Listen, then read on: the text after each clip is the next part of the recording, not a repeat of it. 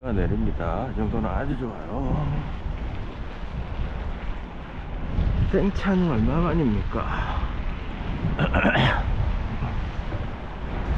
여기보다 조금 더 오나?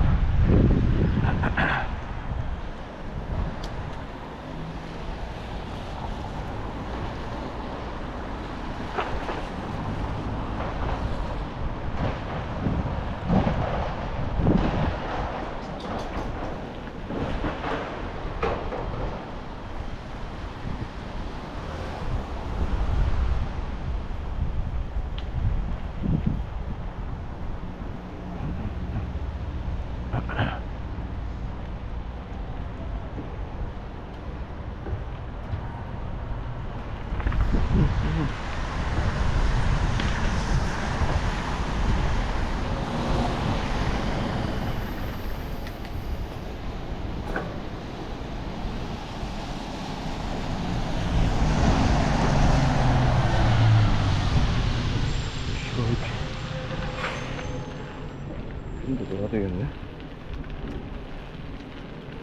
많이 찌그러지는데? 더 넣어야 되겠군.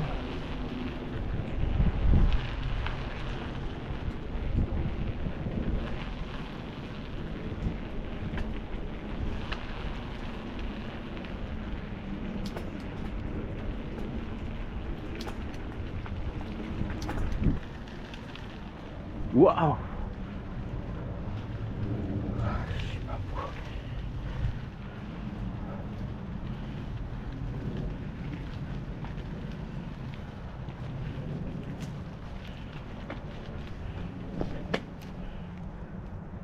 아니네. 또 많이 안 먹네. 아씨, 이게 뭐. 맞네?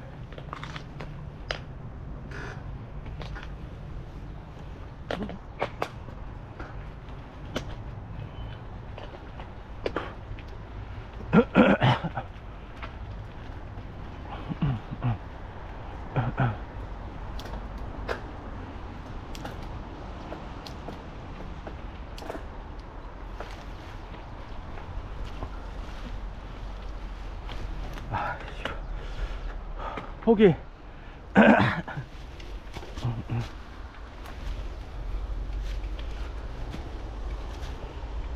삼색이냐? 사먹는다 아니가?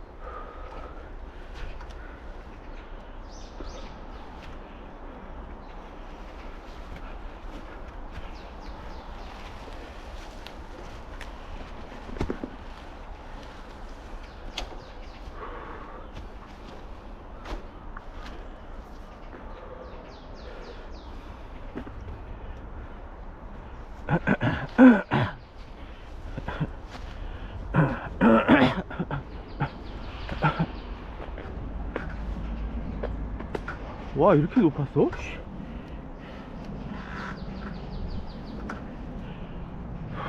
이렇게 가팔랐어?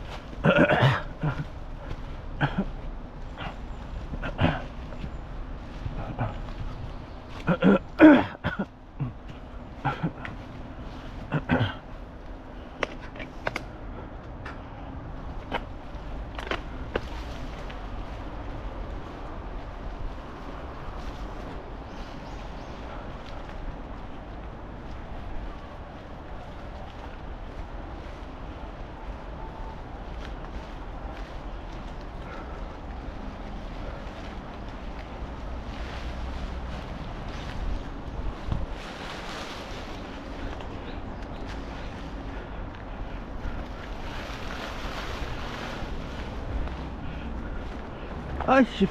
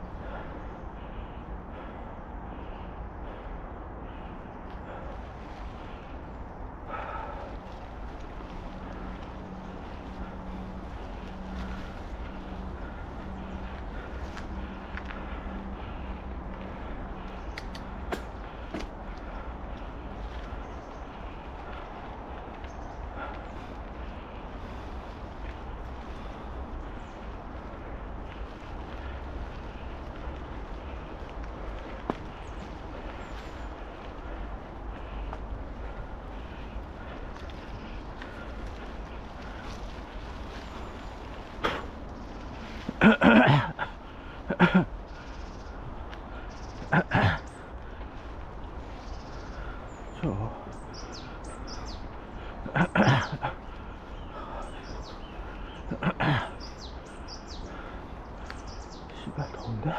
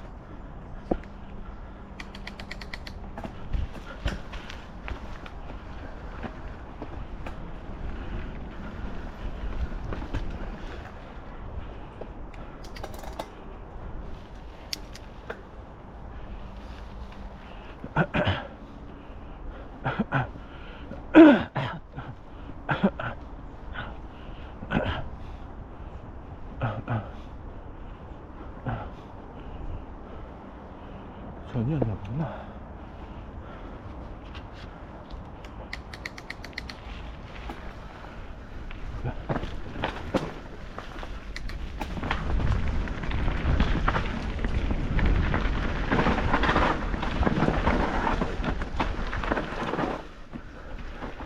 씨발 바람 너무 넣네.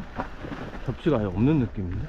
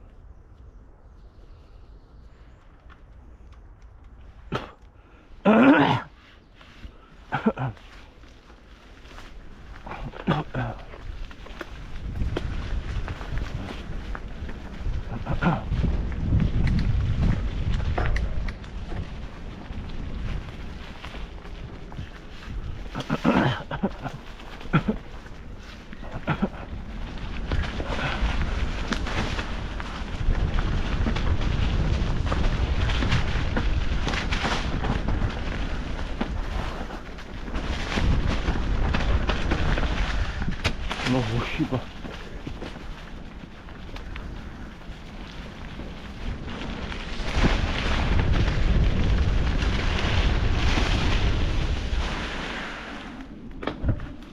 이야.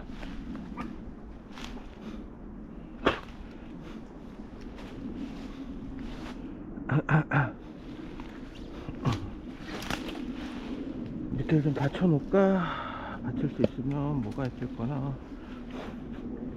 나무들 좀 두꺼운 거. 여기 있나? 아, 너무 일단.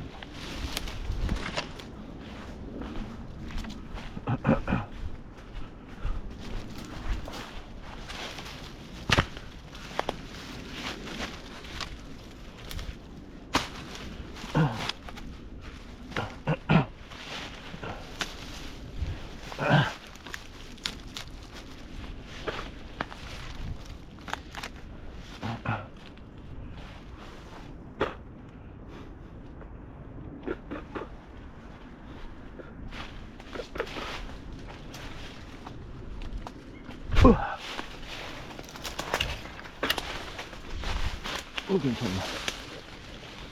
너무 썩긴 했다.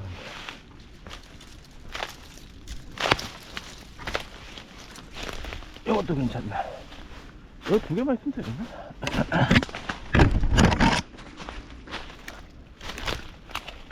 너희 다 빠져.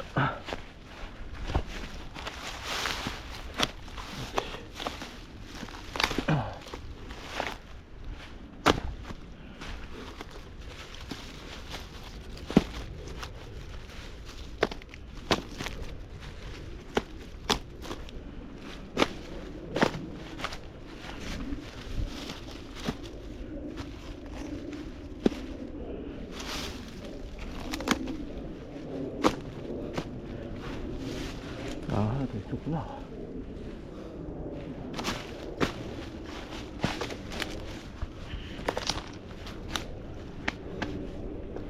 테스트를 해봐야지. 뭐 그냥 넘겠다.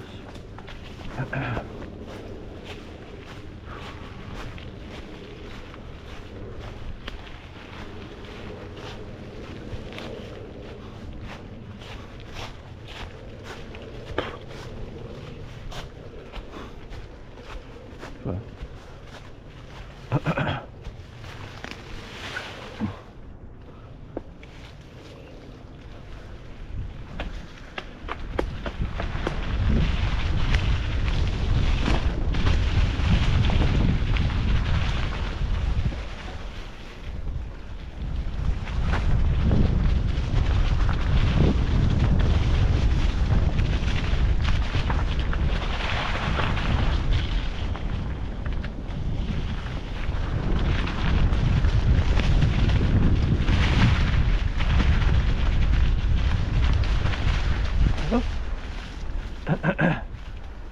여기도 씨발 잘라야 돼.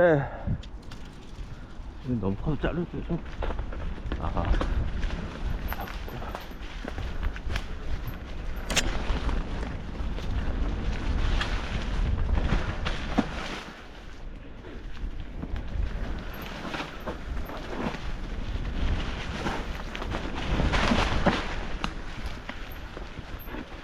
아씨, 얘는 진짜 자르고 싶긴 하네. 아씨, 그럼.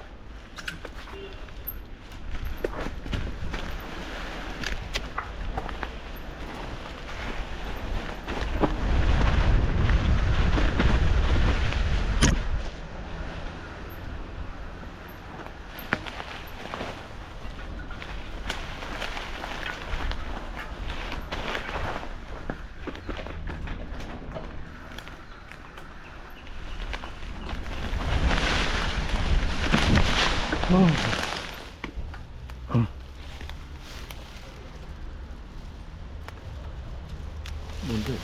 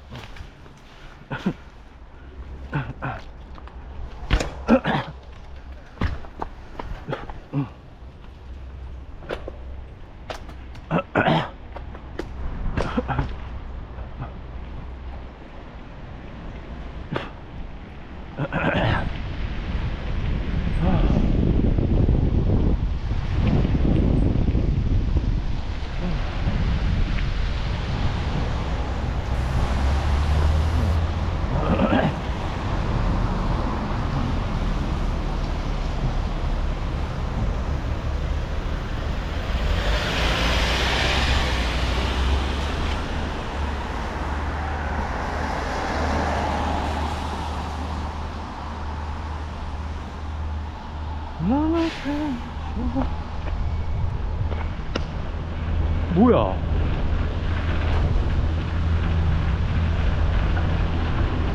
오이씨, 짧아.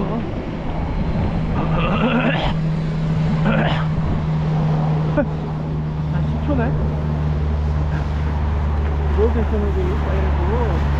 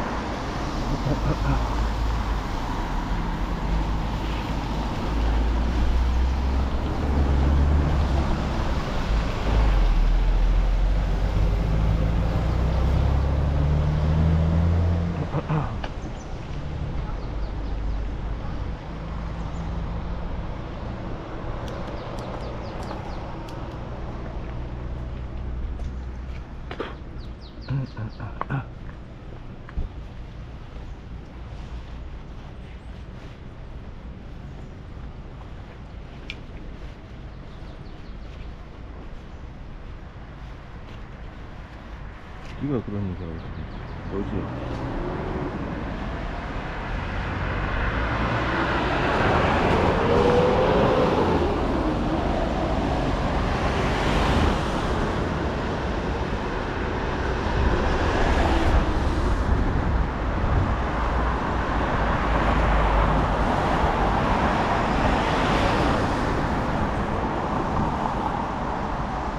얼마?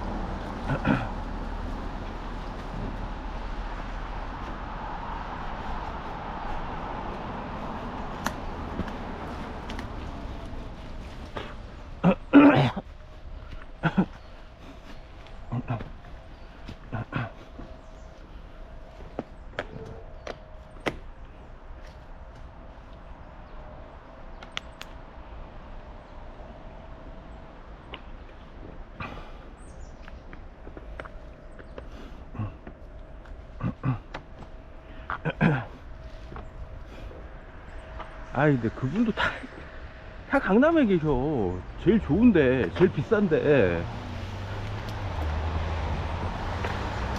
진짜 집안이세요.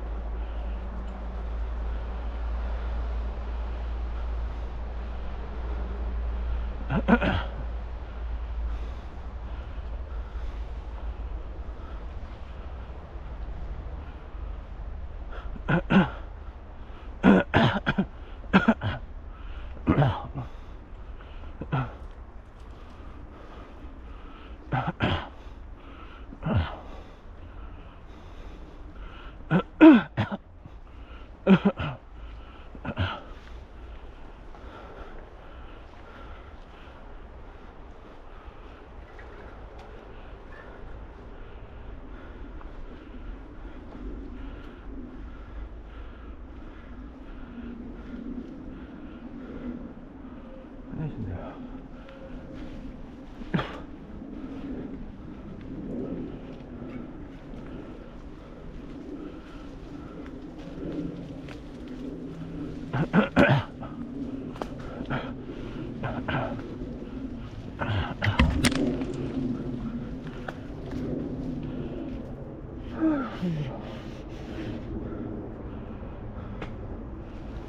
아우씨 더워.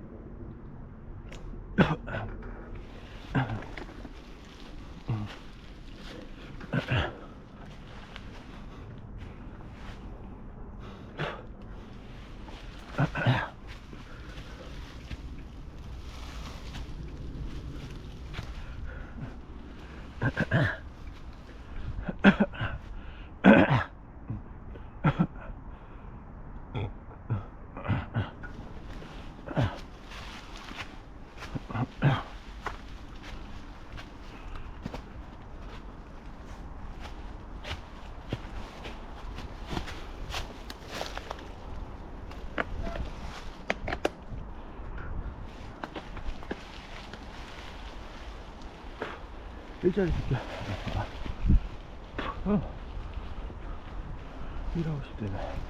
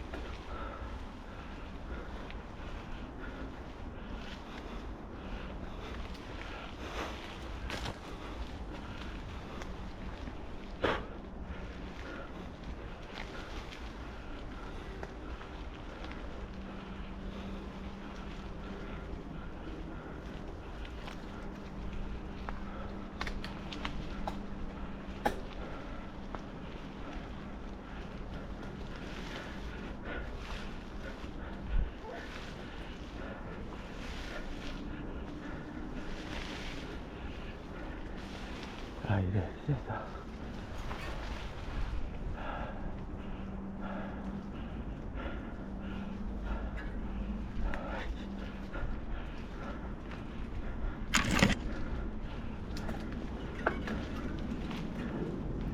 뭐랄까.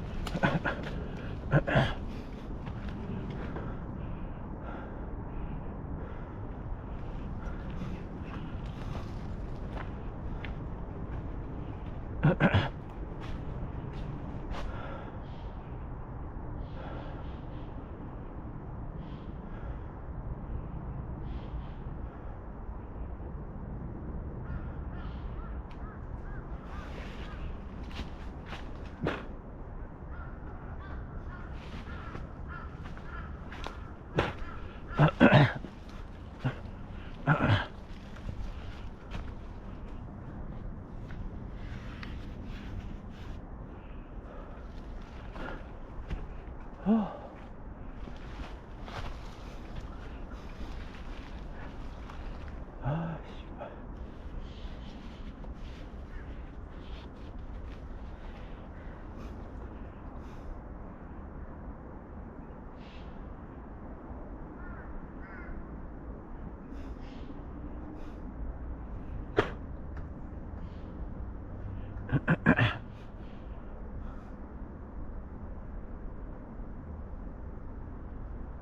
한파 속에 오체투지를 했던 부모들은 한평생 한을 가슴에 안고 고통을 살아내야 합니다.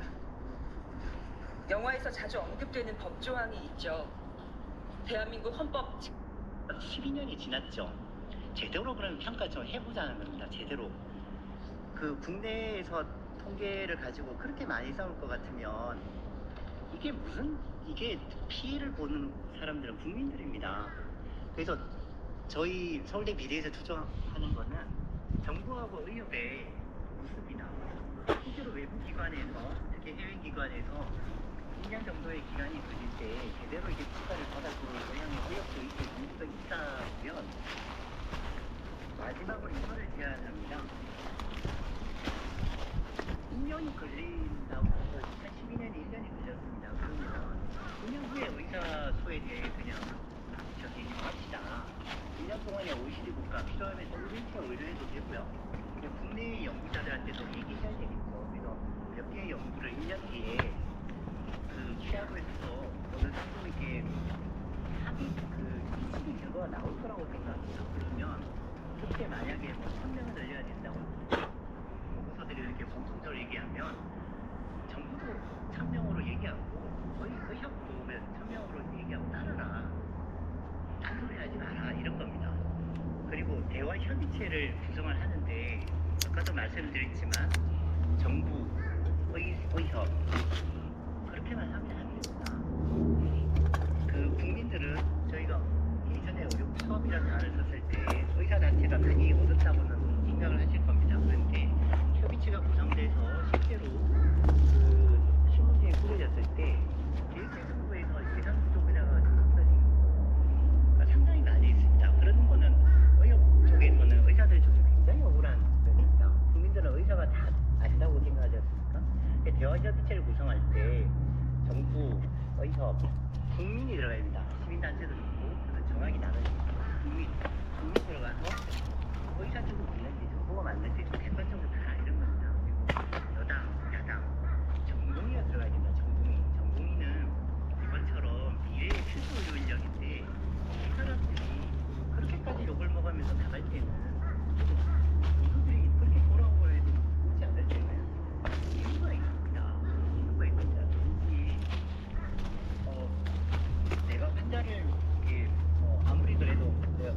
무엇보다 내가 우선이지. 그렇게만 생각했다면 전공을 안 하고 의대 마치고 바로 미국 피부 시술하러 가셨을 겁니다. 그렇지 않습니까? 전공의들은 필수 의료 일정을 지금 하고 있는 사람들인데 이 사람들이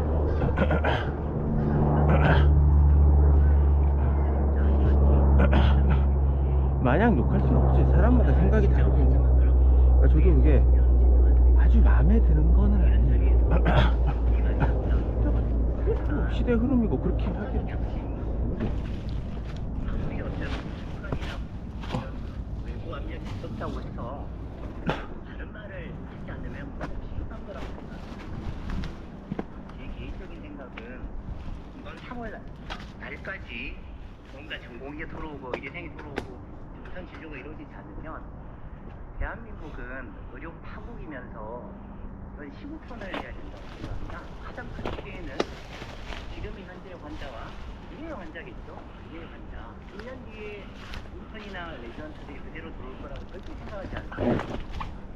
미국 US MLA 시험, 시험, 싱가포르 시험 많이 하고 있지 않습니까? 왜 힘들게 공부해서 남의 나라 국민을 가르칩니까? 치료해줍니까? 우리나라 국민을 치료해야 되지 않습니까? 이상입니다.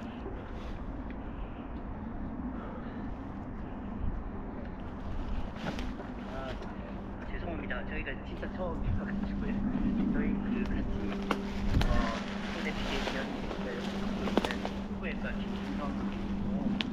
김준성 교수이면 서울대 비대위 대외협력팀장을 맡고 있습니다. 네, 알겠습니다. 감사합니다.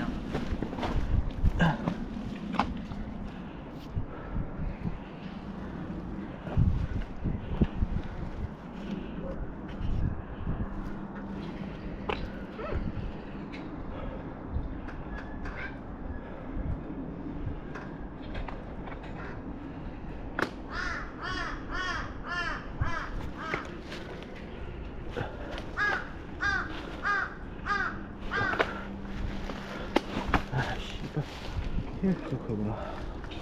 아, 짜증난다.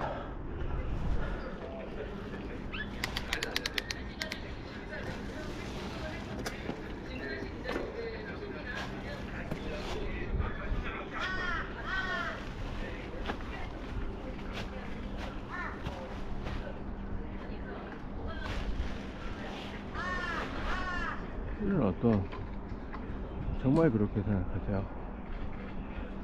그 여쭤보고 싶어요. 정말 그렇게 생각하세요?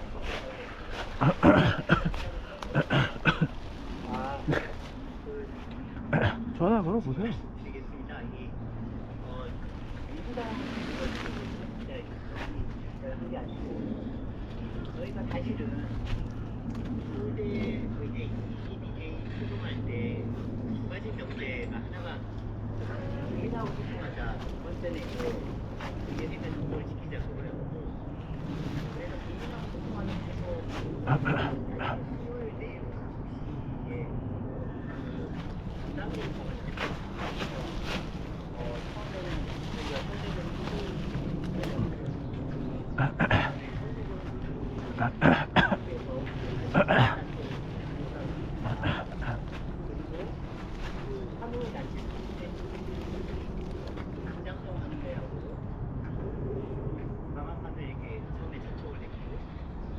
민주주의 정의 실천연합회 의사에 소개했습니다.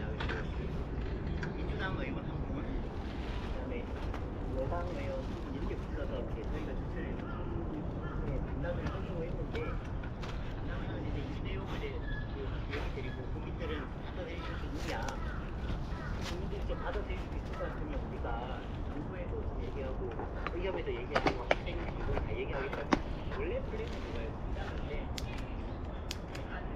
원래 플랜은 그거였습니다. 네, 그런데 좀 문제가 오시기로 하셨던 분들이 어제 밤 12시쯤에 못 오시겠다 갑자기 연락을 이렇게 주셔가지고 저희가 할 수 없이 내일 간다면은 그러면 오실 수 있는 군대에서 지금 접촉을 하고 있는데 사무애들만 지금 오신다고 연락이 지금 사무애들.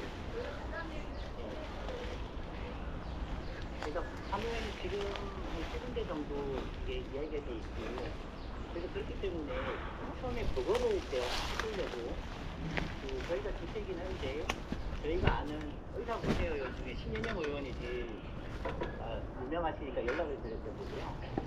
여당 국회의원은 저희가 연락을 드렸는데 한 5분 정도 했습니다. 근데 아무도 오시지 못하겠다고 하시는 분이 없어가지고 아시다시피 이번 사건에 대한 사태에 대해서는 여당이나 야당이나 하다고 생각합니다. 저희는 국민만큼은 썼거든요. 국민과 소통하는 방법으로 국회의원 분들의 도움이 반드시 필요했고 거기에 제가 신현영 의원께서 관심을 보여주셨기 때문에 그런 거지 어떤 정치적 의도를 가지고 절대 아니었다는 것을 확인드리겠습니다.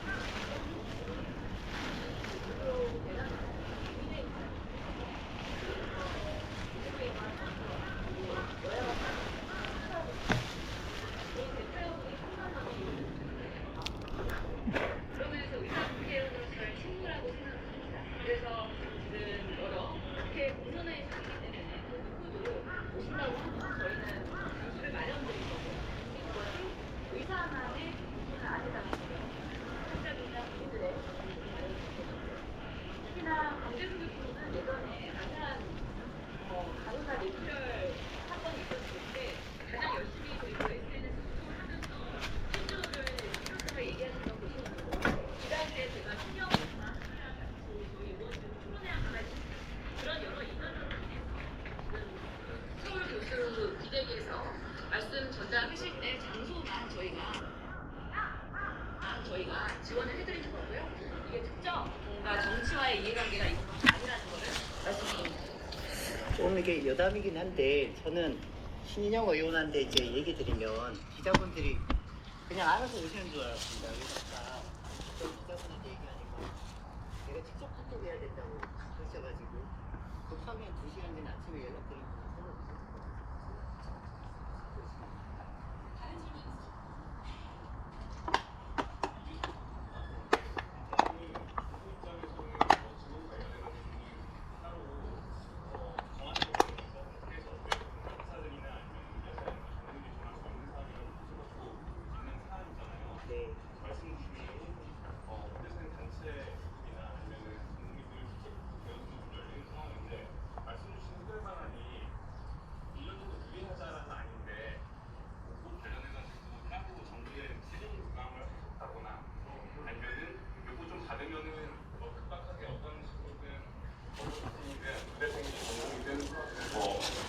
위원장님 입장에서 설득할 수 있는 명분이 되겠다 이런 생각이 네, 정부하고 사진 교감한 거는 전혀 없습니다. 이거는 어떻게 보면 이제 환자를 직접 보는 저 같은 평범한 의사들이 생각했을 때 우리가 몇 명이 생각했을 때 이 방법밖에 없을 것 같다. 좀 신경을 좀 들여보자 국민들한테 의사가 경험하는 문제가 그렇게 급하냐 이런 거죠. 저도 이건 고민인데 당장 이제 반도체 문제, 반도체 문제인 거죠. 그 다음에 저출산 문제도 있고, 그 다음에 급한 문제가 많이 있지 않습니까?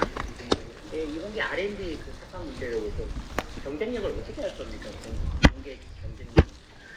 저는 의사 수는 1년 뒤에 뭐 진짜 5,000명으로 그렇게 나왔다. 그러면 사실하는 겁니다. 근데 10년 뒤에 제대로 된 전문의가 나오니까 그거를 굳이 이렇게까지 이 많은 그 환자를 희생하고 공공의 의대생까지 마음을 상처받고 교수들에게 마음의 상처받고 하는 것까지 진행을 해야 되느냐 이런 겁니다. 그래서 찾아봤더니 이 OECD 자료가 나왔어요. 강민수 과장님이 그렇게 의뢰를 해서 하셨지 않습니까?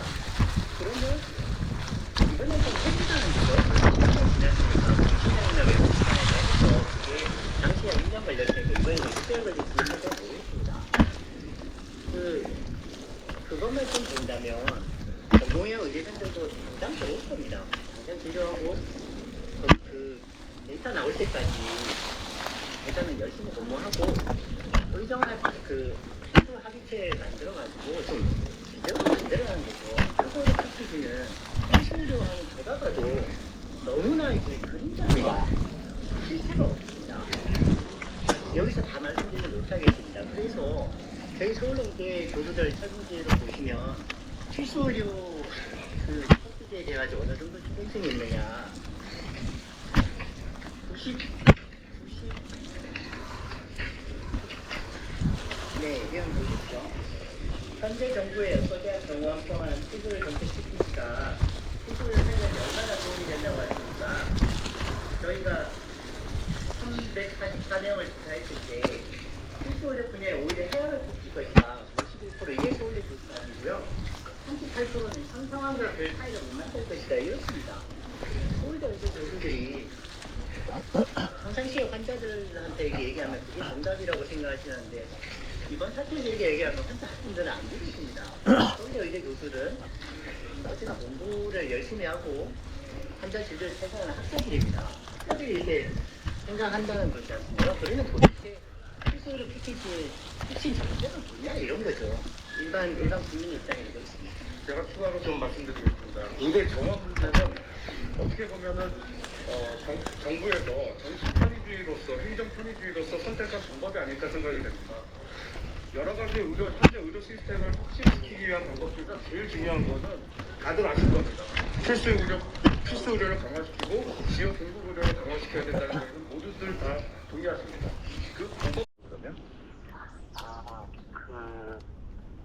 그 말씀드리겠습니다. 네. 그 정부에서 제일 강하게 얘기하는 거는 사실 2,000명 정원 옷을 박아주는 건데 그렇죠. 이거는 협상 테이블에 안건이 되지 않고 필수의료 패키지 쪽에서는 협상을 하자. 그래서 나와라 하고 해서 네. 사실은 의협에서 도저히 이거는 받아들일 수 없다. 그리고 정부 이전인들은 그대가 보지 않는다. 그래서 나간 건데 사실은 혼자서 증명을 가지고 얘기를 하면 좀 그 입장이 굉장히 많이 있습니다. 정부 쪽에서는 이 통계가 맞다고 그러고 의사 쪽에서는 이 통계가 맞다고 그러고 그러면 그 국민들도 어떻게 이게 진짜 맞는지 진짜 맞는 통계인지를 알 수가 없지 않습니까? 그래서 저희 서울대병원에서 이게 조사를 해본 보면 이번에 2,000명 정원 요거에 대해서 어떻게 생각하냐 정부의 이 2,000명 결정이 화학적이고 합리적이라고 생각하십니까? 이렇게 질문을 했을 때 341명이 답을 주셨는데 99% 정답이 아니다. 합리적이지 않다. 이렇게 답변이 나오고요. 또 하나는 그러면 그 각대학 이제 총장님들이 이제 증원 신청을 해서 한 거는 2,000명 훨씬 넘어서 3,000명이지 않습니까? 그럼 이 주장은 이제 근거에 기초해서 에비던스 베이스가 있는 주장이라고 생각하십니까? 이렇게 질문을 했을 때 이것도 답변이 99% 교수님들 343명의 답변이 아니다. 이렇게 나왔습니다. 그래서 사실은 그 의사소 증원을 정부가 제 앞에 내세웠지만 실제로는 이것보다는 필수의료 패키지 정책이 훨씬 더 많기 때문에 그 필수의료 정책의 패키지가 실제로 정부가 말한 대로 그대로 이행이 될 거라고는 그 어떤 사람의 교수들도 생각을 하지 않기 때문에 더욱더 반대를 하는 거라고 생각합니다. 그러면 지금 그 모든 걸 다 여기서 설명하기 힘들겠지만 지금 점이 많다고 말씀해 대표적인 사례 하나만 좀 꼽아서 말씀해 주시죠. 어떤 사례? 필수의료 패키지에 지금 허점이 많다고 말씀하셨어요. 필수의료 패키지가 총 4가지로 이게 되어 있는데 그게 구체적으로 그 어떤 그 재원을 활용하고 어디까지 공공의료기관을 몇 %까지 늘릴 건지 이런 거에 대안이 없습니다.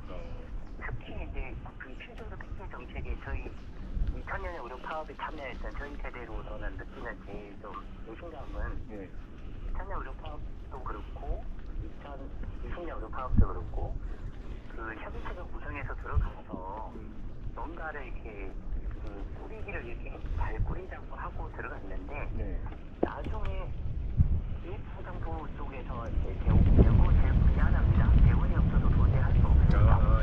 그래서 결국 언론 쪽에는 의사 의사가 정부를 이제 이기는 방식으로 해서 들어간 것처럼 국민들은 네. 많이 생각을 하셨는데 네. 실제 내용은 그거가 아니라는 거죠. 아, 그래서 이번에도 그렇게 될 거라는 불신이 사실 너무 가득 있어요. 실질적 택시 정책을 좀 제대로 좀 이런 정도라고 제가 조금 전에 이제 교수님도 말씀을 해주셨습니다만 3월 18일 시한이라고 하는 게 이때까지 모든 이견을 해소하고 합의를 보자가 아니라 최소한 이때까지는 협상 테이블에 다시 마주 앉아야 되는 계기를 마련해야 되는 거 아니야 이 말씀이시잖아요. 맞습니다. 그래서 예, 그러면 네. 그런데 그렇게 하기 위해서는 정부의 진정성 있는 어떤 진정성부터가 확인이 돼야 된다는 취지인 것 같고 맞습니다. 그러면 정부의 진정성을 확인하기 위한 최소한의 어떤 뭐라고 할까요? 지표라고 할까요? 네. 이게 뭐 어떤 걸 설정하고 계시는 걸까요? 그게? 2,000명 의사 수죠. 아, 그 역시 그겁니까? 네, 의사 수를 정하지 말고 증원 가능하다. 그리고 대화 협의체 구성에 동의하자. 네. 그럼 정부도 그렇게 하고 의협도 저희가 생각하기는 전면 재검토가 아니고 증원이 가능하다. 네. 그리고 대화 협의체 구성에 동의하자. 네. 정부와 의협이 요구에만 합의를 해주면 의대생과 전공의들은 아마 대화 협의체 구성에 동의라는 그 문장을 이거 대답해야 돼. 내가 늘 얘기하죠. 대답 안 하면 개새끼야. 대답해. 그래서 국민의 피해가 덜 가지 않을까 싶습니다. 대답하라고. 근데 거꾸로 지금 정부의 왜 대답 방침에 안 해? 따르면 씨발 이거 한동훈이잖아. 중으로 그 야, 이대별 대답해. 증원되는 정원을 정해서 배정을 한다는 거 아니겠습니까? 다시 말한다. 맞습니다. 대답 안 하면 한동훈이야, 개새끼야. 이렇게 이루어진다면 그때 대답해. 하고 이렇게 지금 씨발놈이 없네. 저기 그 교수님들은 보고 있는 겁니까? 맞습니다. 그 이유가 예. 일단 이거 의대생들이 유급이 서울 의대생이 다 확정이고 걔 조수로 봤냐? 그렇게 되면 내년에 의예과 1학년에 8,000명이 들어와야 되고요. 그리고 이런 식의 정부의 정책의 의견에 전공의들이 절대 복귀할 가능성이 없기 때문에 예. 익산구 병원, 소위 대형병원부터 먼저 파산, 조선안이 날 겁니다. 우리나라는. 그러면 수십 년간 쌓아온 우리 한국 의료 체계의 우수성 이런 게 다 무너지는 거죠. 그러니까 정리를 하면 예를 들어서 만에 하나라도 유급 사태가 현실화되면 맞습니다. 1학년들이 다시 1학년 과정을 겪고 여기에다가 이제 그 내년에 신입생에다가 또 여기 증원이 이루어지는 거니까 맞습니다. 이거를 도저히 어떤 뭐 가르칠 방법이 없다 이런 말씀이시네요. 네, 실제로 저희 서울대 통계영에서도 그 교수 증원 1,000명으로 했을 때 이게 가능하다고 생각하냐 이렇게 했을 때 저희 데이터가 절대 불가능하다. 네, 절대 불가능하다가 96% 정도 나왔거든요. 96%? 네, 그러니까 이거는 사실은 교육부에서는 정말 이렇게 저희 교수님 앞에 때는 말도 안 되는 의결되는 마지막 사실 부분에서 개별 사직이라고 했는데 이건 어떻게 이해를 해야 됩니까?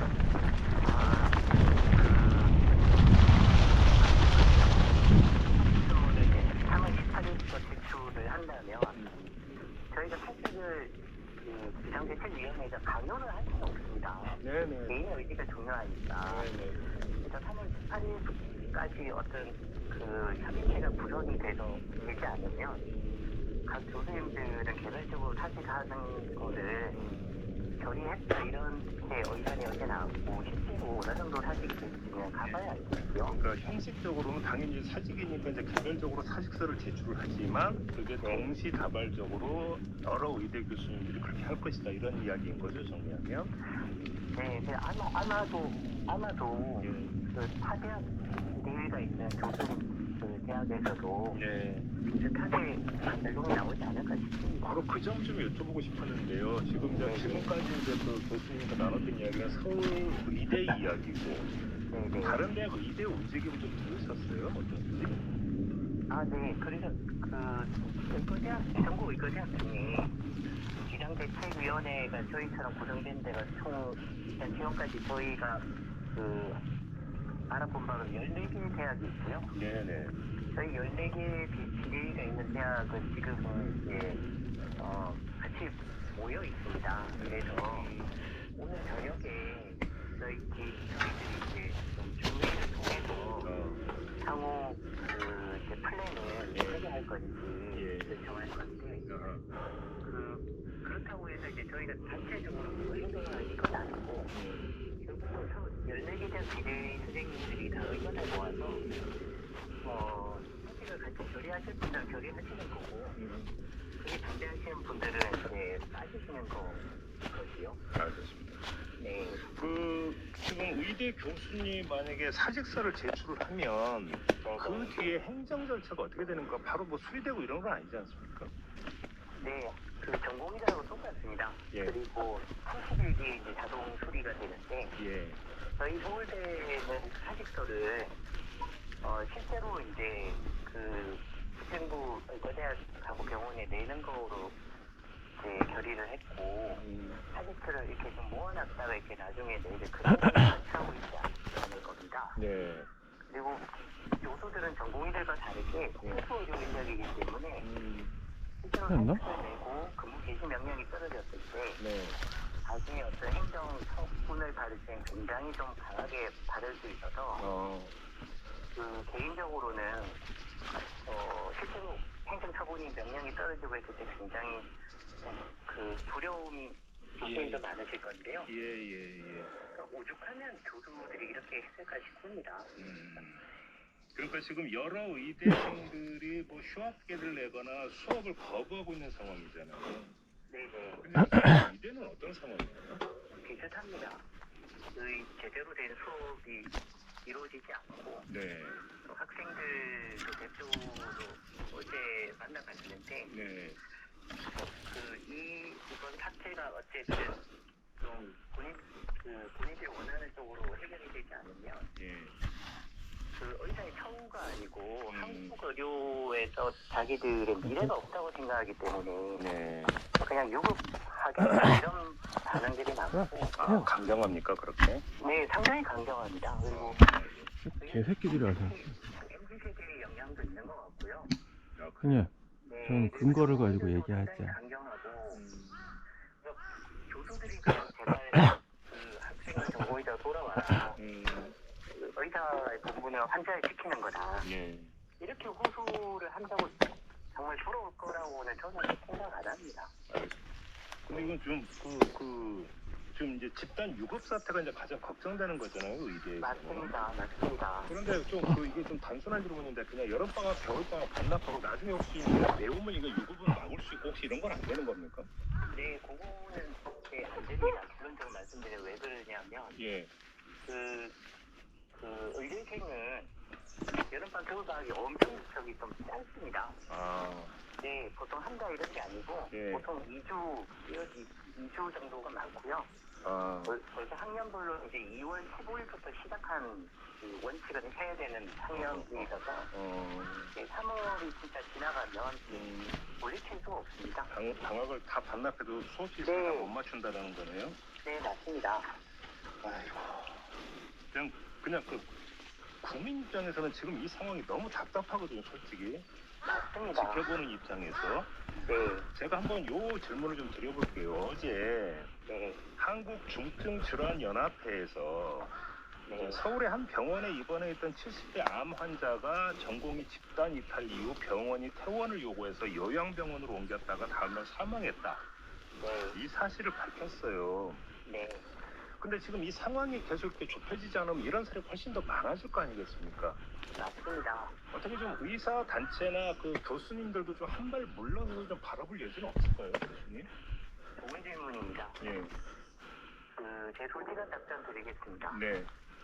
저는 거의 30년간 환자만 바라보고 산 의사입니다. 네.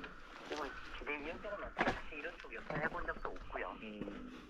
그렇게 살아온 제가 이렇게까지 국민들에게 욕을 먹고 손가락질 받으면서 이렇게 청소에 나서서 정부가 잘못했다고 얘기를 할 때는 의사들도 그만한 그 억울한 심정이 있다고 생각을 합니다. 네. 그래서 그렇게 어제 그 환자분처럼 그렇게 억울하게 이제 사망하신 분에 대해서는 의료인으로서 정말로 이렇게 죄송하고 상당한 심정이 들고 사과의 말씀을 드리고 싶습니다. 하지만 네. 이번 의료의 대란을 제대로 해결하지 못하면 미래 환자들이 아마 베네수엘라가 망가지는 것처럼 그렇게 될 거고 시티즌으로서 그냥 북한이 무섭다고 가만히 발을 못하고 있는 건 아니라고 생각합니다. 그래요. 네. 혹시 정부하고 네. 그냥 한번 이것저것 다 조건 이런 거 붙이지 말고 허심탄회하게 한번 이야기를 해보는 자리 이런 것들 좀 한번 모색을 해봐야 되는 거 아닐까요, 교수님?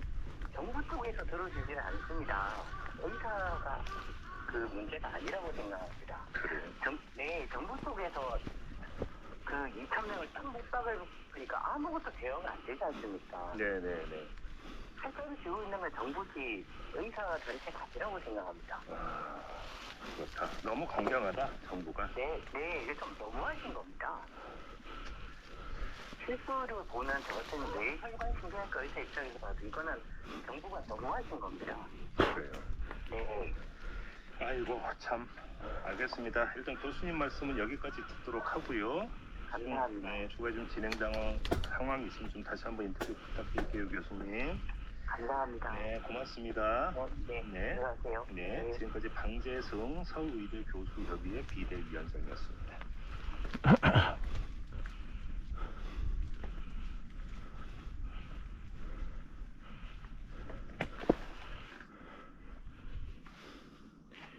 네. 어우, 예쁘다. 야, 되게 예쁜데?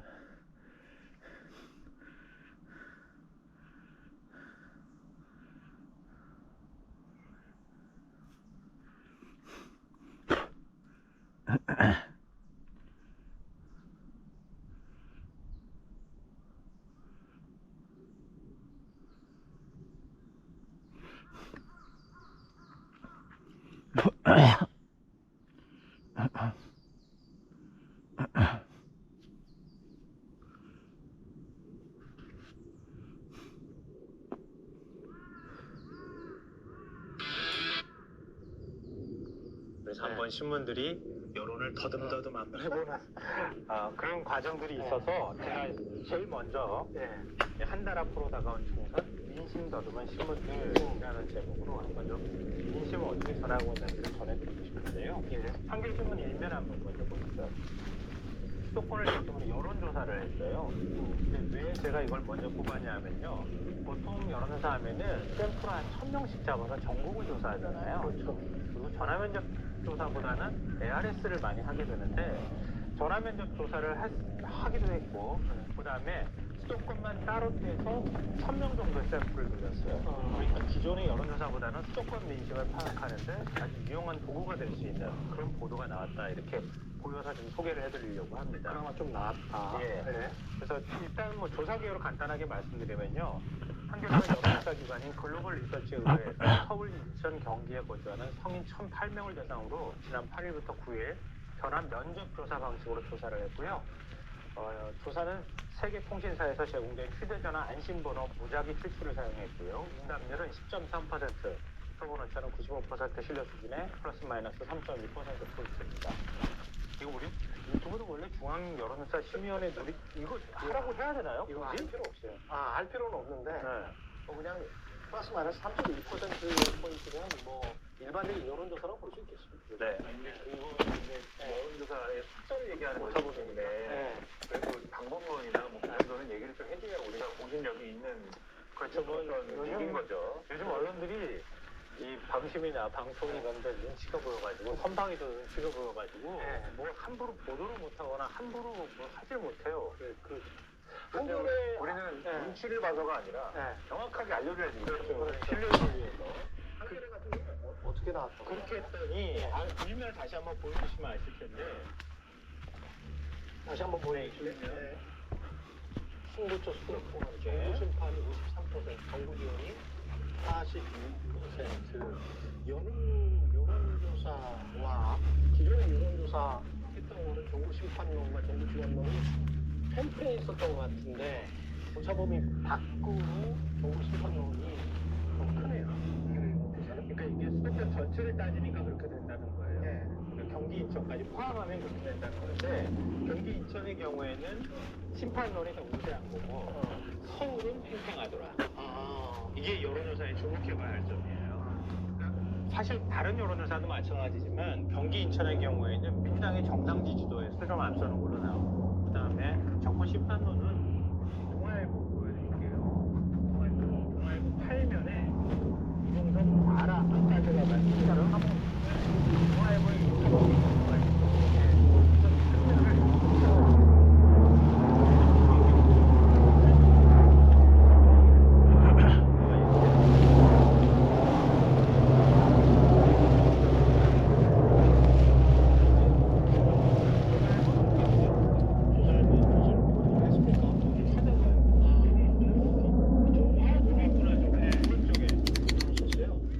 태산병 수사 외압 용의로 이종석 포주 대사 출국 이렇게 해가지고 조선일보의 저 편집은 중앙일보까지 마저 하시죠. 네, 중앙일보 어디 볼까요? 중앙일보 16면 이건 늘 얘기하지만 지면이 쬐끄만해가지고 명품 빼고 많고 그래가지고 지면이 크게 키워가지고 이렇게 보이지만 실제로는 쬐끄만한 지면에 쬐끄만한 그 밑에 들어가 있다 생각하시면 돼요. 조선과 중앙이 요즘 참 충성을 열심히 하고 있군요. 네. 조선일보의 큰 지면이에요. 조선일보 대사밖에 못 보여있어. 이게 슬프다. 저희 구석에다가 저렇게 잘 보이게 해놨잖아요.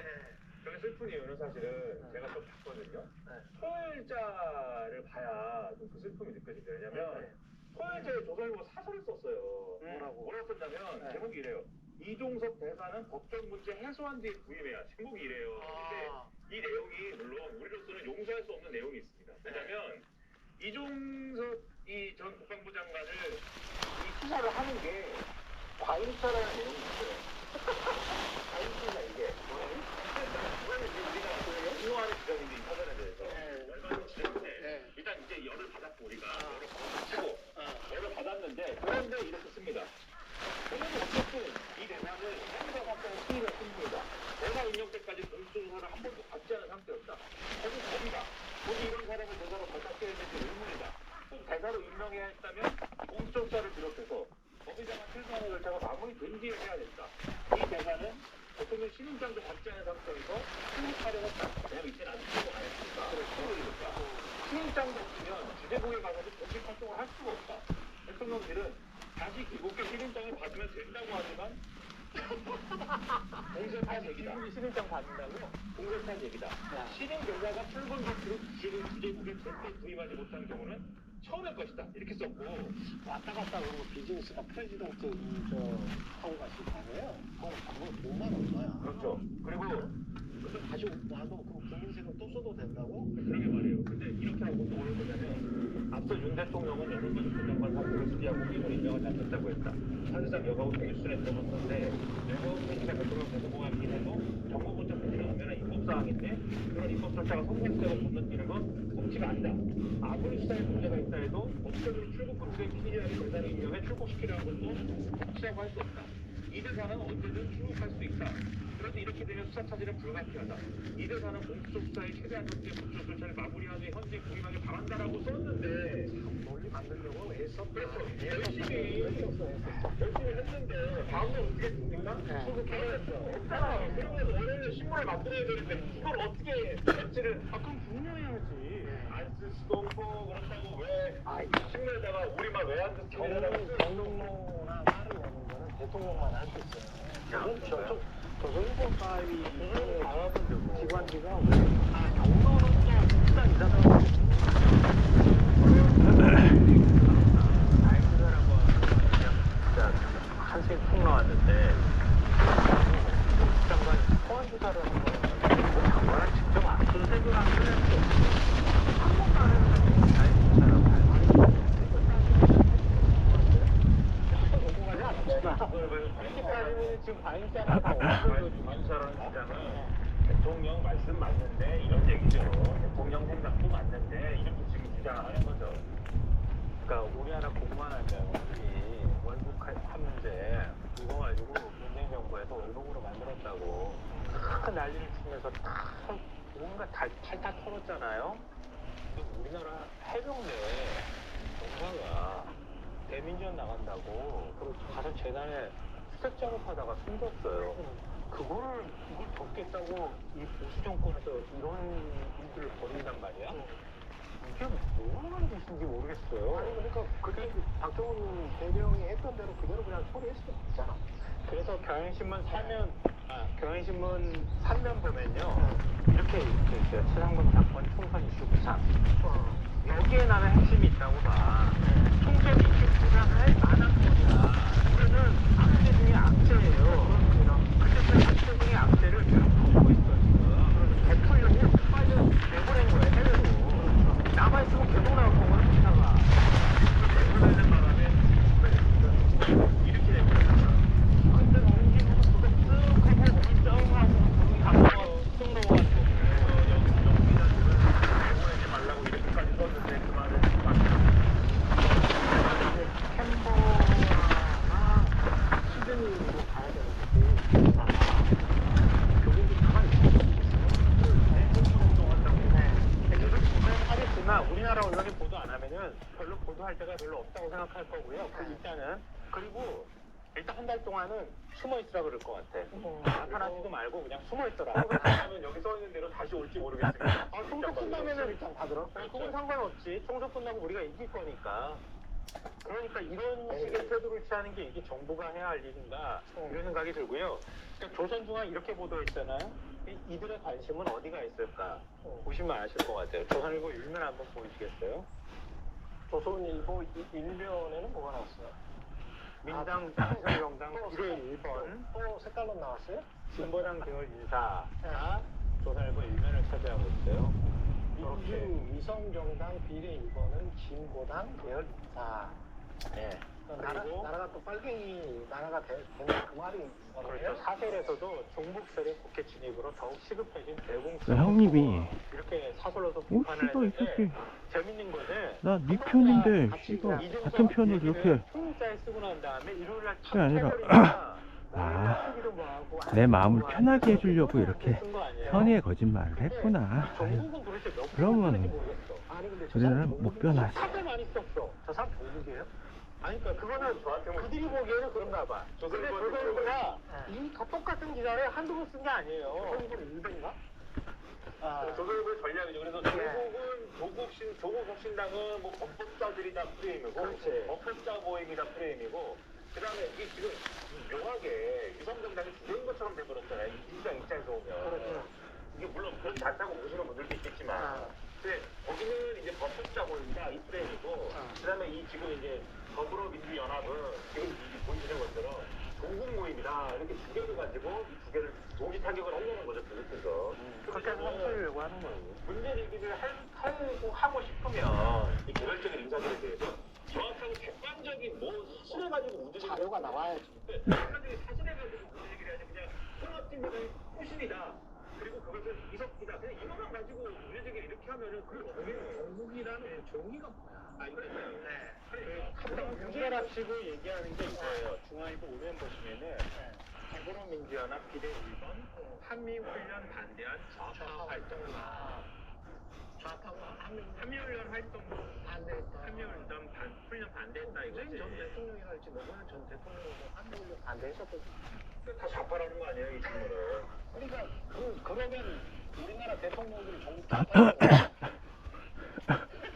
계속 하여튼 이화기를 향해서 사실 김대중 전 대통령도 완전히 빨갱이다. 그렇죠. 그래서 자산급식 대회를 여러 번 해요. 그러니까 정신 차려. 저것들이 정권 잡으면 아니 총선에서 이기면 큰일 나 이런 메시지를 보내는데 이렇게 메시지를 보내면서 아까 이종석 장관 쬐끄만하게 보도한 조선일보 그리고 경향신문이 얘기했듯이 이종석 장관 문자 이건 정말 총선 이슈로 떠오를 수밖에 없는 문제다 이렇게 심각하게 바라보는데 조선일보 오면 보시면 이거보다 더 심각하게 바라보고 있는 게 있어요. 누가 그리고 요새 신문 다 스펙스포지. 이재명 설마 있지? 총선 화두로 떠오른 막말이 총선 화두로 떠오르고 있다고 조선일보가 보도하고 있어요. 일찍이란 말은 부적절했다. 이재명 대표가 직접 SNS에서 사과했어요. 사과하기도 했지만 부적절한 발언이지. 당연히 조선일보가 비판할 수 있는데 얼마나 이런 막말에 대해서 조선일보가 다 이재명 대표만 한 거 아니잖아, 솔직히 해놓고. 조태구의 5.18 부산 개입, 맞아. 북한 개입설. 아유, 조태우는 거의. 근데 그 부분은 본인을 극우라고 하면 다 보수하기 때문에 그런 말은 못하죠. 아, 극우라고 하지 않았어요. 네, 극우라고는 우리는 그렇게 아니, 그거는 그런데 제가 팩트만 이야기해. 5.18을 북한 개입했다라고 주장을 했던 의미 아니에요? 그것도 네. 주장을 안 했다고 지금 주장을 하고. 아, 그래요? 그래서 사과는 했어요. 저게 필요하다라고 했다 이렇게 주장하고 있어요. 근데 거기에 대해서 아무런 얘기를 하지 않았어. 아니 이제 끝에 맨 끝에 기사 맨 끝에 두 문장이 있어요. 아, 조태우 후보 얘기를 했다고요? 장해찬 후보 얘기는 해가지고. 장해찬, 남교? 남교. 그 얘기가 있는데 그 얘기 다음에 두 문장이 제가 볼 문장도 다를 수도 있겠지만 두 문장이 있어 두 문장. 그 이재명 대표 인치 발언은 부적절한 것 같고 이낙연 대표도 이재명 민주당은 호남 정치인의 싹을 자르고 있습니다. 광주에서도 큰 정치인이 나와야 합니다. 이거 어제 MBC 뉴스데스크를 보다가 제가 깜짝 놀랐어요. 이재명 민주당은 호남 정치인의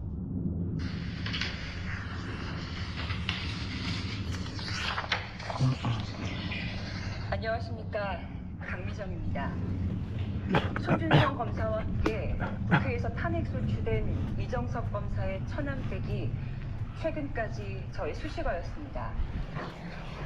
이정석 검사의 처남댁으로 살았던 저는 무도한 검찰 폭력의 생생한 목격자였고 현재는 피해자입니다.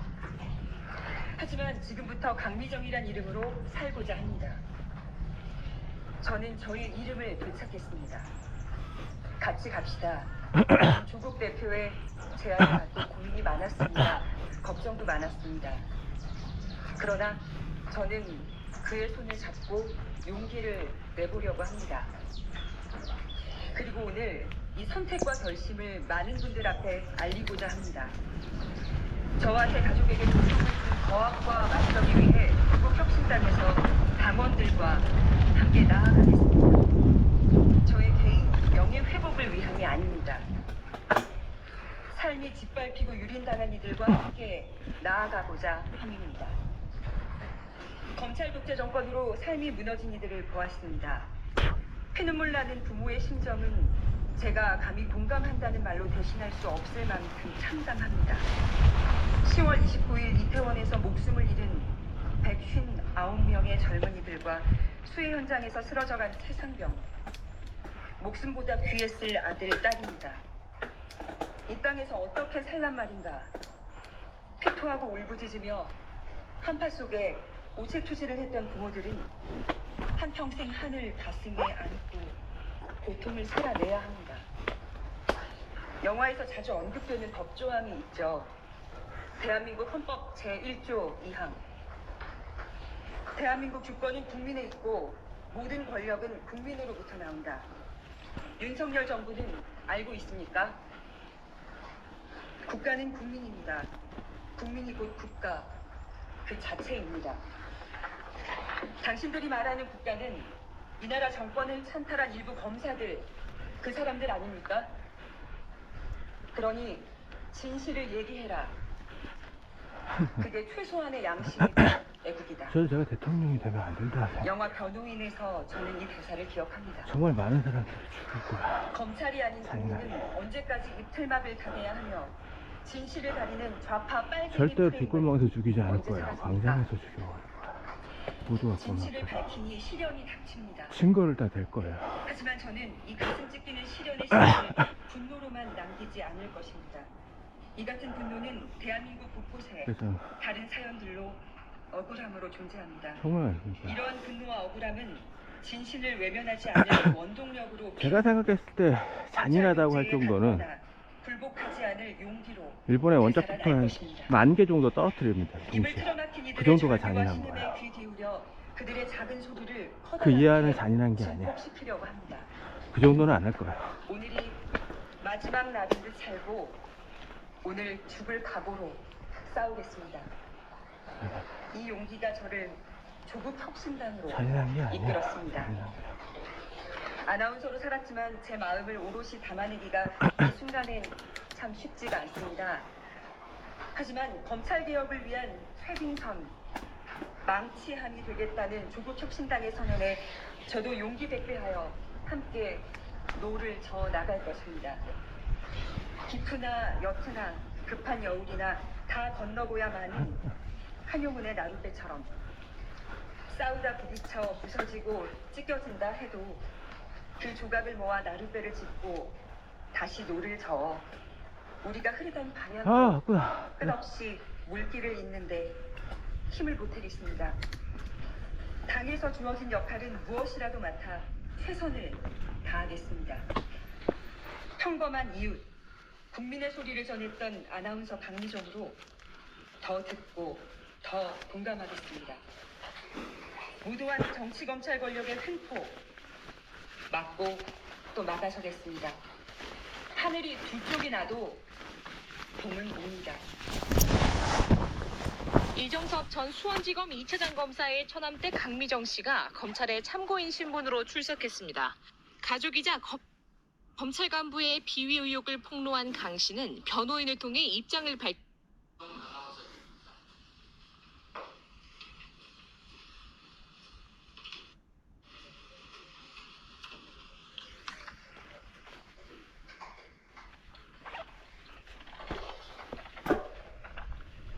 예, 안녕하십니까. 방금 소개받은 김동규입니다. 저는 25년 동안 대학에서 커뮤니케이션과 광고를 가르쳐온 선생님입니다.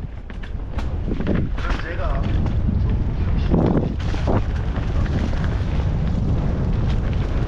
바로 8년 전권 조기 종식에 동참하기 위해서 기본적으로 첫째, 이 정권은 국정정권 민주주의 국가에서 생각하여서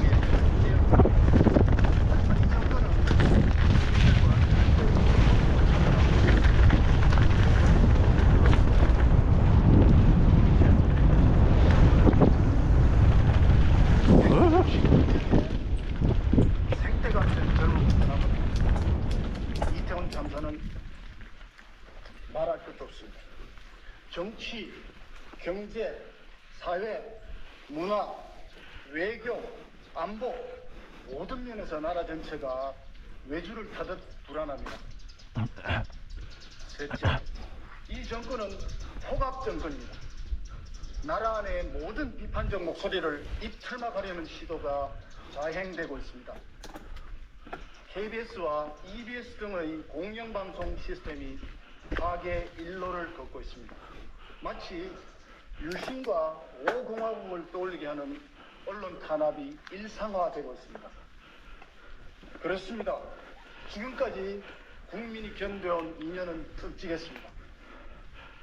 이제 조국 혁신당이 나섰습니다. 윤석열 정권의 브레이크 없는 폭주를 멈추고 경제와 민주주의를 지키기 위해 나섰습니다. 조국 혁신당은 검찰 독재를 조기 종식시킬 초강력 무기입니다. 정치를 혁신하는 당입니다. 독재 빠진 민생을 혁신하는 당입니다. 그래야 나라의 미래를 완전히 혁신할 것입니다. 이것이 제가 조국 혁신당에 입당한 이유입니다.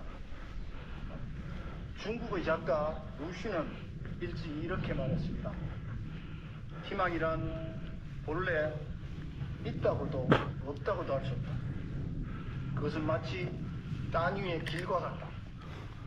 본래 땅 위에는 길이 없었다. 걸어가는 사람이 많아지면 그것이 곧 길이 되는 것이다. 조국 혁신당이 시민 여러분과 함께 그 길을 열고 있습니다. 새로운 정치의 길, 새로운 경제의 길, 마침내 검찰 독재를 끝장내고 자유와 평등과 민주주의가 꽃처럼 피어난 길, 제가 위대한 여정에 동행할 수 있게 되어 기쁩니다. 감사합니다.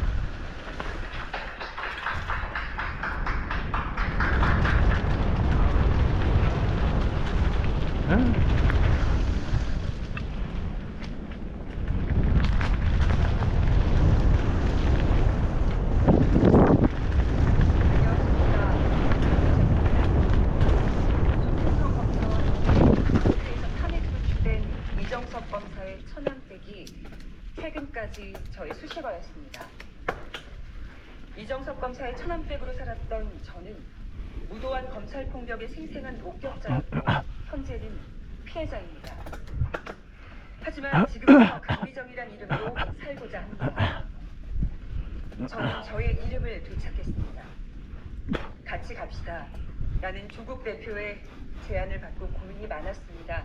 걱정도 많았습니다. 그러나 저는 그의 손을 잡고 용기를 내보려고 합니다. 그리고 오늘 이 선택과 결심을 많은 분들 앞에 알리고자 합니다.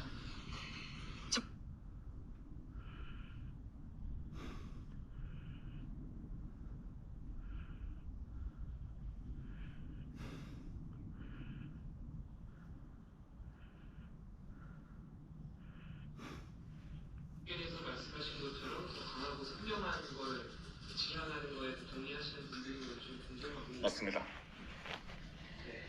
저희 색깔을 우리가 당색도 정했지 않습니까? 그 세 가지 색을 얘기를 하면서 기본색을 보여주는데 더 짙고 짙은 하늘 그 청색을 선택했을 만큼 저희가 더 단호하고 더 강하게 앞으로 행보를 하겠다는 행보했습니다.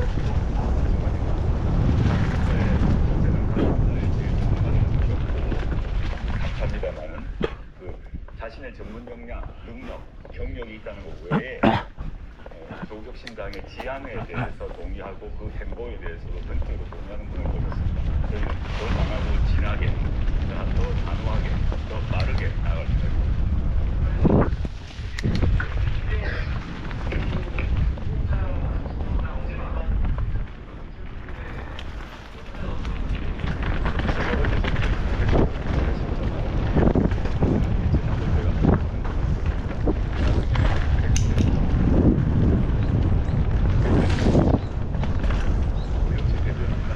제가 알지 못합니다. 제가 보지도 않고 있습니다. 또 질문해 주세요. 저한테 와서 되고 오늘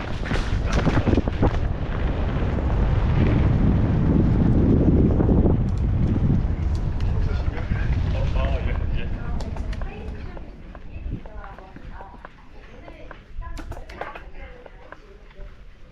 예. 뭔가요? 네.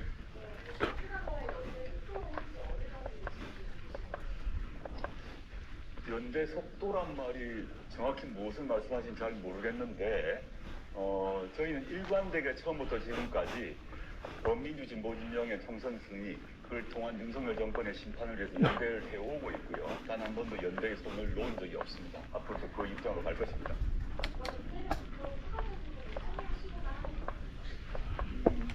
그 뒤로 뭐 개인적 연락을 한 적은 없습니다만은 그 뒤로 민주당 경우도 큰 흐름에 있어서는 같은 길을 가고 있다고 생각하고 있고 그 점에서 큰 차이가 없지 않다고 생각하고 있습니다.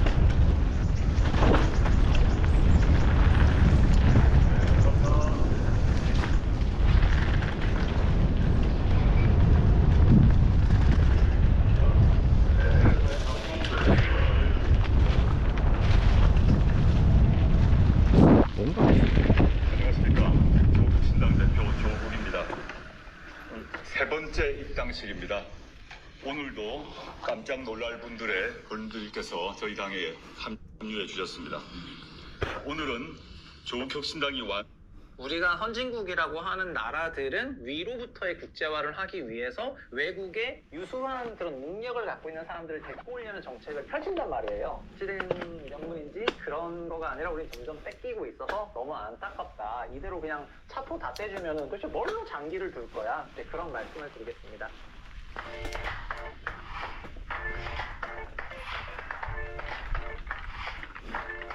미친놈이에요. 안녕하세요. 최상욱의 부동산 시장이 실력센터 아니라. 센터장 최상욱입니다. 또 톤이 잠깐 문질거렸습니다. 지난 정말 주말간에 없어요, 주위에? 업로드한 영상을 좀 많이 진짜 보여주신 없어. 것도 있고요. 그리고 최근에 정부에서 의사 수를 의대 정원을 2,000명 늘리겠다는 그런 공약을 한 이후에 6개월 전에 올렸던 평가와 의료 시스템 붕괴 관련 주기술 정책을 다시 또 시사를 했습니다. 그래서 영상을 어떻게 만들어서 생각하는 이런 생각이 들었는데 제가 지난 6개월 전에 그런 영상을 찍을 때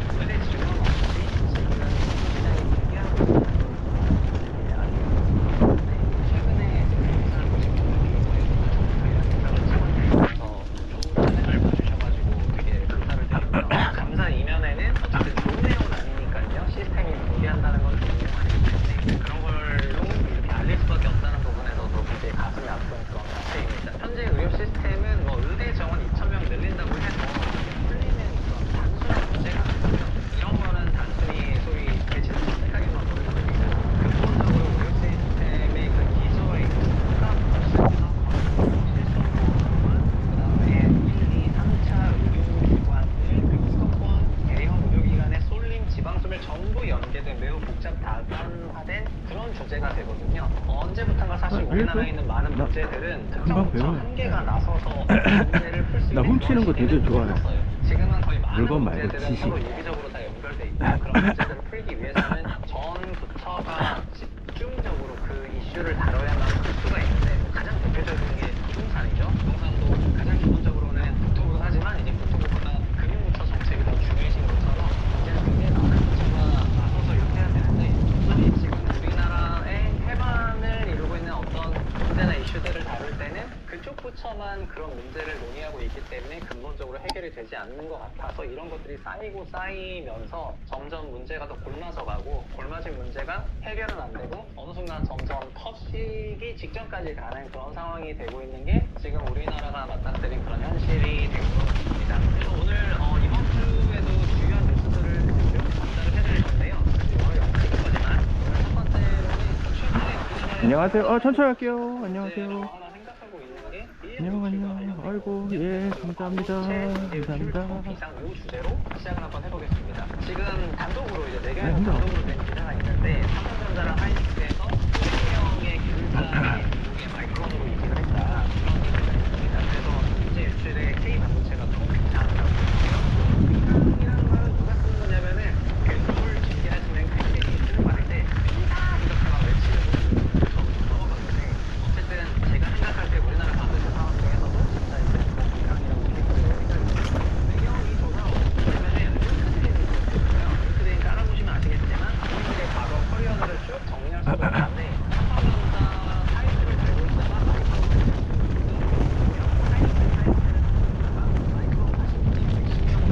그러면은 링크드인을 지금 하는 사람도 있으시겠지만 우리 구독자분들이 링크드인 얼마나 하실지는 모르겠으나 링크드인을 통한 그런 이직은 외국은 굉장히 빈번하긴 하거든요. 사실 링크드인을 해보면은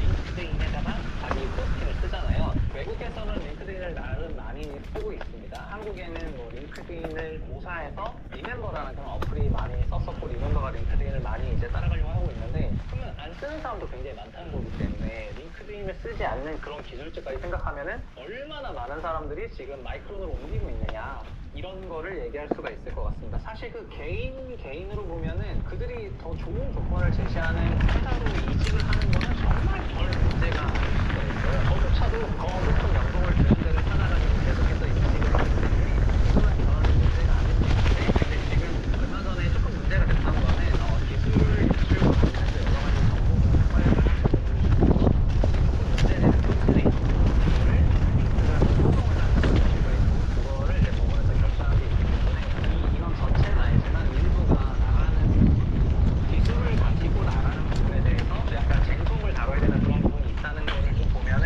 어느 정도 안타까운 마음이 조금 들고 있습니다. 그리고 미국은 여러 가지 비자 시스템이 있는데 특히 HBM, 그 광대역 밴드 메모리라고 AIM 서버에 굉장히 많이 쓰이는 광대역 메모리 밴드와 DDR5 관련 기술을 갖고 있는 소유자들을 중심으로 미국 기업들이 H1 비자라고 해가지고 H1 비자나 이런 신청해서 이 사람은 우리 미국에 없는 사람이니까 되게 필요하다 이렇게 좀 직접적으로 뭐야? 비자들이 있는데 그걸 통해가지고 너 사람들을 좀 많이 보는 것 같아요. 제가 작년에 들었던 우리나라 배터리 상사들이 미국에 비자를 많이 쓰잖아요. 미국에 있는 기업들이 기술 이민을 그렇게 많이 유도한다고 하더라고요. 사실은 오늘 반도체기도 그 연장선에 있는 거죠. 그래서 하이닉스가 이게 3일전 얘기고요.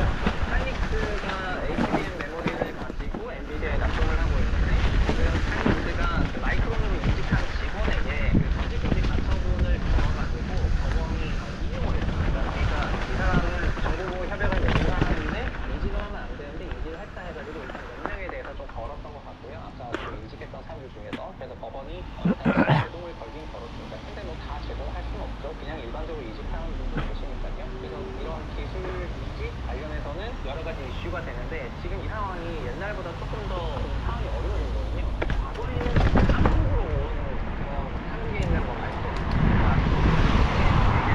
말씀드렸는데 지금은 미국 본토에 가가지고 이직을 하고 있기 때문에 사실상 물리적으로는 주 이민을 다 한 상태가 된 거예요.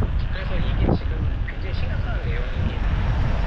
사실은 재작년부터 글로벌리 기술 패권 전쟁을 하고 있기 때문에 한국으로 오는 나라 수는 너무 적은데 우리가 외국으로 가는 인원수로 너무 많다는 기사들이 정말 살더미 같이 있었었어요. 이게 재작년 기사인데 한국으로 오는 기술 이민은 1년에 300명도 안 된다. 근데 우리나라에서 외국으로 가는 거는 어마어마하겠죠. 실제로 다른 나라를 보면은 한국으로 오는 그런 기술 인력 수는 2020년 기준으로 691명이었는데 주요 기술 인력 유입은 미국이 5만 5천 명, 캐나다 6만 명, 호주 8만 명 이렇게 기술 이런 나라들도 굉장히 많이 있습니다. 사실 기술 이민이라고 하면 어쨌든 그 나라의 기술자들이 기술자들을 데리고 가는 거거든요. 한국으로 외국에 한국에서 고소득을 할 만한 그런 사람들을 데리고 오는 것이 아니라 지금도 우리가 생각하면은 저소득 부족을 해결할 그런 생각을 하는데 기술 이민을 통해 가지고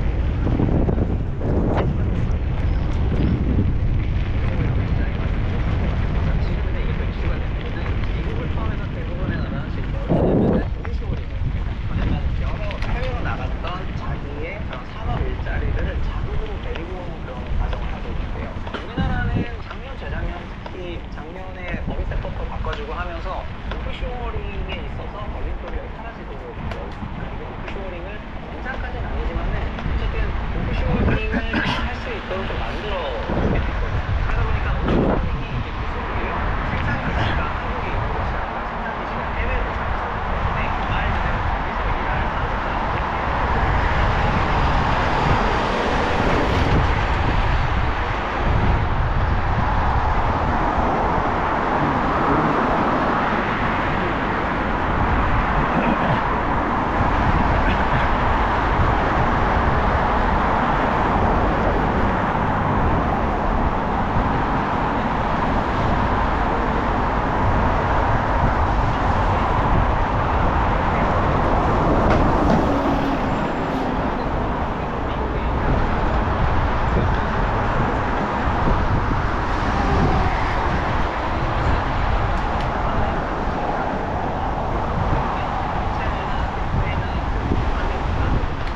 한국사람들이 디스플레이 벨이나 반도체 벨을 지었던 사람들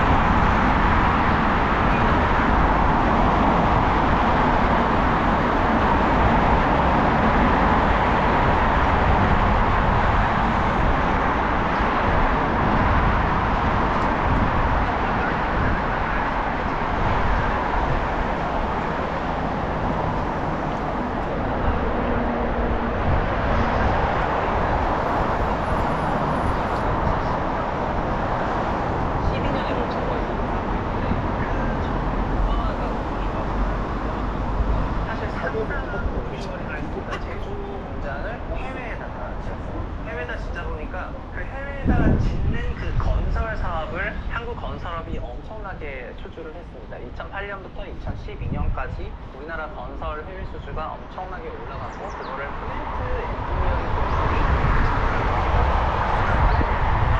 연간 해외 수주가 전국에 700억 불을 넘었었는데요. 근데 오버함 또 바로 미국에서 세일 나왔다고 하면서 바로 이슈월링을 하더라고요. 이제 그만 돌아와라 그래가지고 이슈월링을 하니까 많은 기업들이 미국 본토로 넘어가기 시작을 하고 미국 본토에는 미국 건설회사가 있어요. 그러니까 우리나라로 가서 수주할 수가 없어.